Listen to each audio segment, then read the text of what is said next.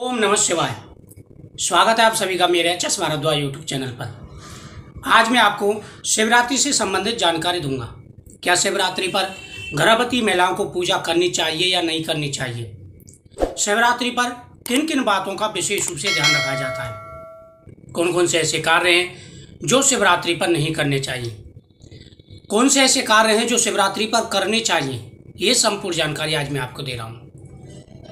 शिवरात्रि का जो दिन है ये बहुत बड़ा दिन होता है, महाकाल का दिन है और स्त्री पुरुष बच्चे सभी को जो है भगवान शिव की पूजा का अधिकार है।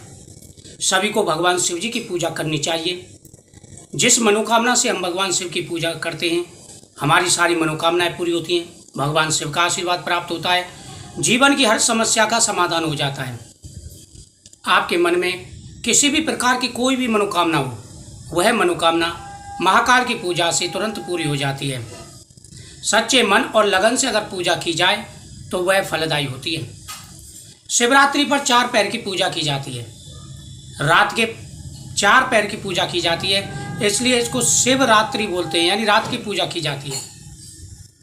अगर आप 4 पैर की पूजा ना कर सकें तो 1 पैर की पूजा भी आप कर सकते हैं और एक आखिर के पैर की यानी 2 पैर की पूजा भी आप कर सकते हैं। गर्भवती महिलाओं को पूजा करनी चाहिए या नहीं करनी चाहिए, यह जानकारी आज मैं आपको दे रहा हूं।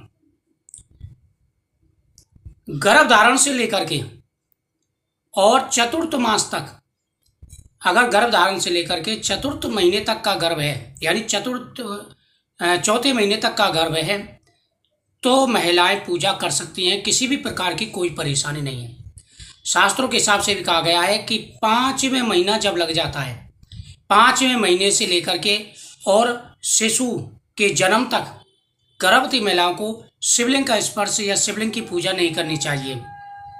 शिवलिंग की पूजा करते समय आप एक चीज़ का ध्यान रखें, अगर 5वें महीने आपका गर्भ का प्रारंभ हो चुका है तो आपको अपने हस्बैंड के हाथ से ही पूजा करानी चाहिए।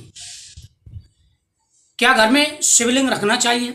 घर में शिवलिंग रख सकते हैं, लेकिन शिवलिंग का जो आकार है वह छोटा होना चाहिए। शिवलिंग 5 इंच का हो तो बहुत ही बेस्ट होता है घर में रखने के लिए।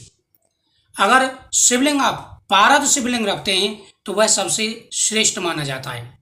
पारद शिवलिंग के दर्शन मात्र से ही हर मनोकामना पूरी हो जाती है।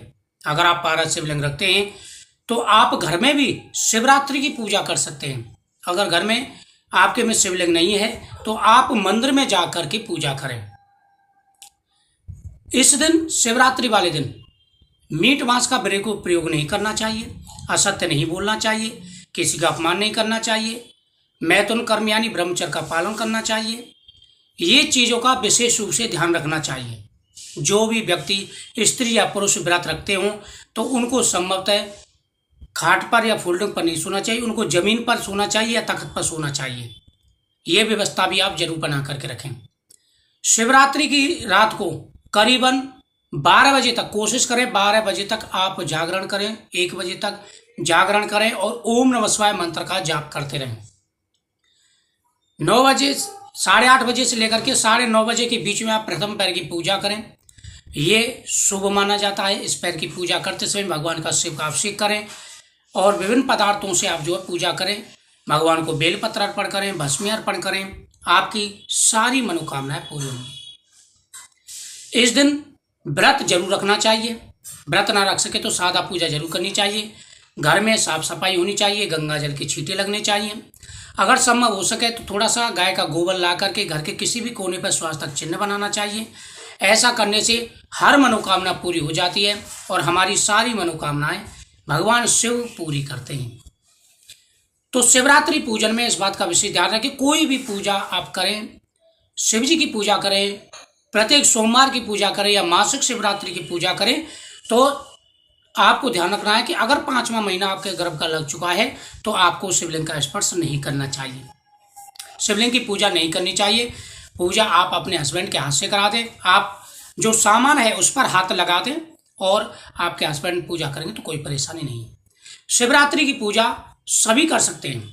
शिवरात्रि की पूजा व्रत जो है अपने सामर्थ्य के अनुसार रखें। अगर कोई बुजुर्ग है या किसी रोग से पीड़ित है, दवाई लेता है, तो वह शिवरात्रि की पूजा कर सकता है, लेकिन व्रत ना रख सके तो कोई बात नहीं। तो इन सारी बातों का आपको विशेष रूप से ध्यान रखना है। भगवान शिव आपकी मनोकामना पूरी करें। ओम नमः शिवाय।